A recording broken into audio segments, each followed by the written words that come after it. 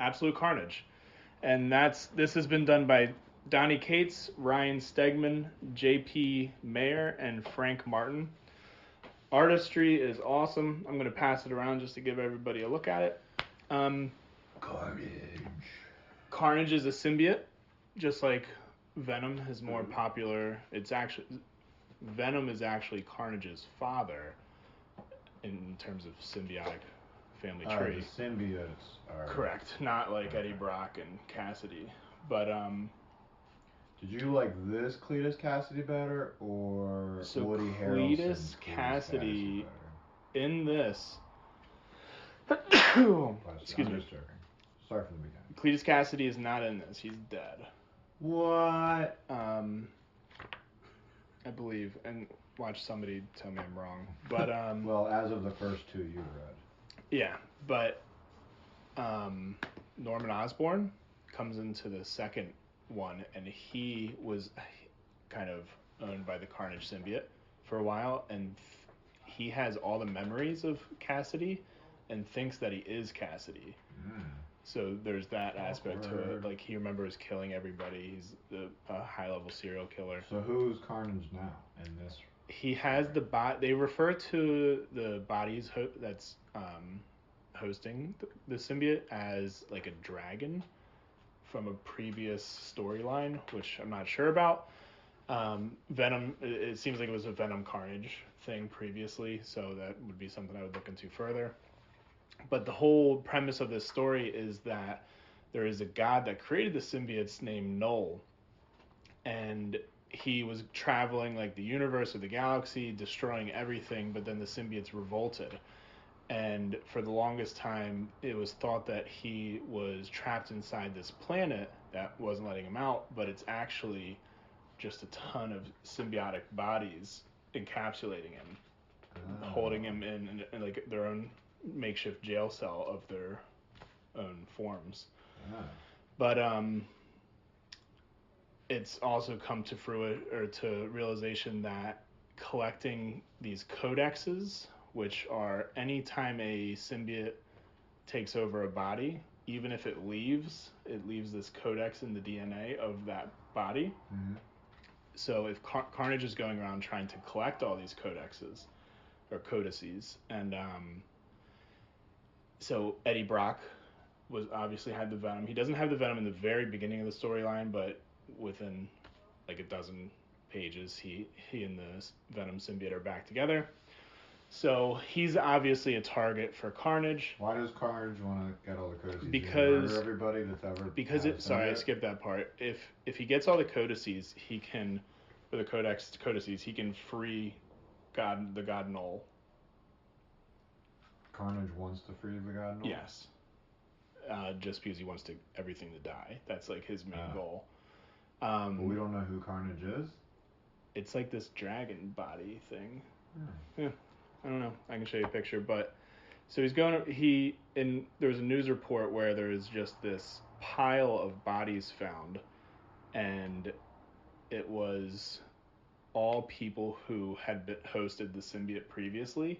And the odd thing was, obviously, somebody had dug up their graves and pulled them out, but they had also ripped all their spines out. And that's how they realized that Carnage was collecting all these codices.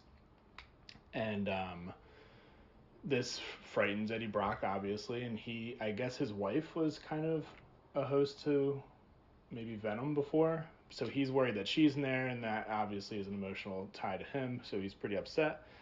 And he's also running around with this boy, but the boy doesn't know that he's Eddie Brock's son. He keeps referring to him as his little brother, because he's just afraid he'll die. So do they pass along the codices? So that's the thing. In the second comic, there's a Reed Rogers from a different universe. Who's Reed Rogers? Fantastic Four guy. Reed Richards, even better. You owe $1. They get Reed Richards to make a machine that can extract the codices without killing, like having to rip out their spines, so they can collect them all and destroy the codices before Carnage gets them all. But Reed Richards hacked into the FBI computers and found that Brock's deceased wife Amy, was not there, and his theory is that she doesn't have the codex in her, that she passed it to their son. So it's a whole new thing now, and Spider-Man's in it, Miles Morales is in it, Scorpion's in it. I guess Scorpion had a symbiote for a while, but in the end of the second book, Miles Morales gets pretty much captured. So you're going to assume that he's going to be a host.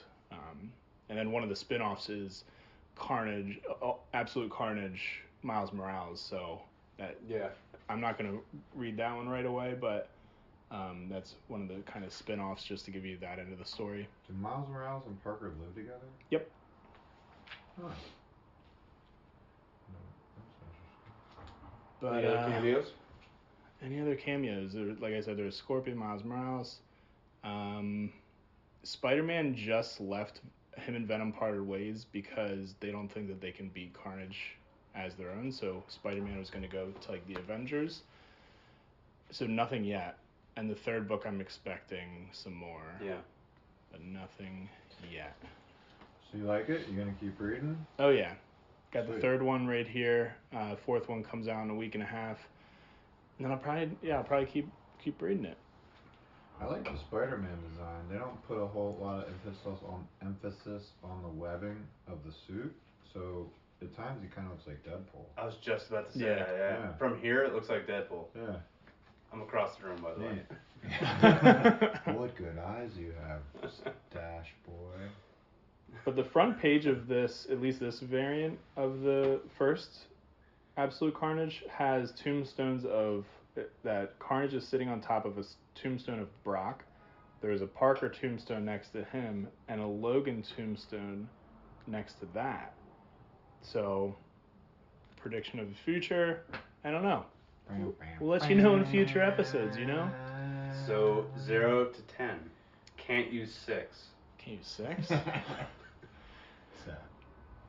9s, easily. And I'm only saying 9s because I hope that there could be something better. It's more, I don't know anything wrong with it. I couldn't, fault it at all. So 9.5, I guess, if we're using half-point increments.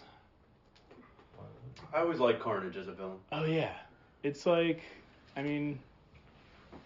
he's not like Joker in the sense that it's kind of just fun for him, but he just doesn't care at all. Yeah. Yeah, but Cletus Cassidy, the human form, or the husk, or whatever you want to call it, he was a straight up psychopathic murderer. Yeah. And then when you give him the powers of Venom, you go from Eddie Brock, who maybe has a little anger problem, he's got some beef with Peter Parker, and Venom's pretty awful. And then you get someone who's already a murderer and has psychopathic ideals, and then you give him the symbiote. I mean, I always liked when he would make axes and stuff and just be slicing through people and knives. There is a page in here where Norman Osborn is talking to the main Carnage, I guess, and saying why are we letting Venom and Spider-Man go? Shouldn't we be going after them?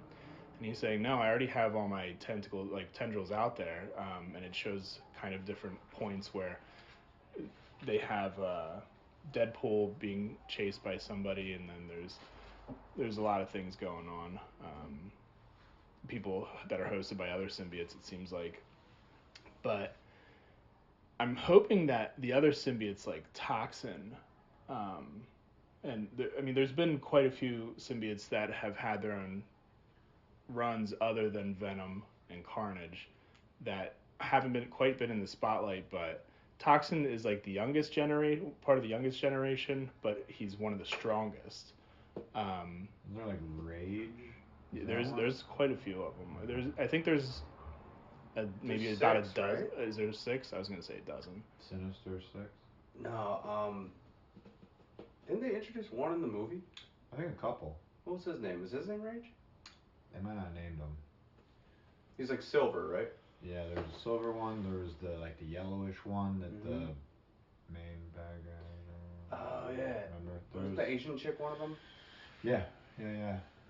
Yeah, so I'm hoping that Yeah. more of those show up in the series, but time will tell. Mm-hmm.